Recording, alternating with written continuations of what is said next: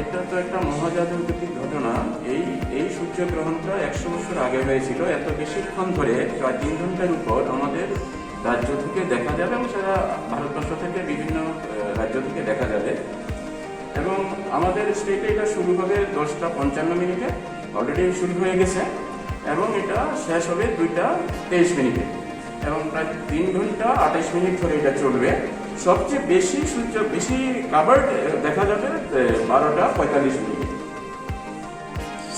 অনেক রকমের জনগণ একটা প্রশ্ন উঠছে যে গ্রহণের সময় এই করা প্রয়োজন। সেই হিসাবে আমাদের বক্তব্য হচ্ছে গ্রহণের সময় খেলে কোনো অসুবিধা নেই, গ্রহণের সঙ্গে খাওয়ার কোনো সম্পর্ক নেই। এগুলো হচ্ছে অন্ধ কুসংস্কার, মিসবিলিভ, সুপারস্টিশনস।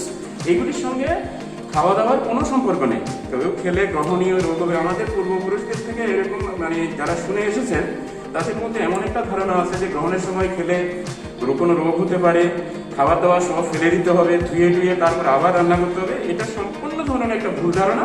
এটা মিসকনসেপ্ট, মিসবিলিভ এবং সুপারস্টিশনস। এটার সঙ্গে কোনো বিজ্ঞান ভিত্তি নেই। এটা একটা বৈজ্ঞানিক ঘটনা, এটা একটা মহাজাগতিক ঘটনা। এটার সঙ্গে রোগ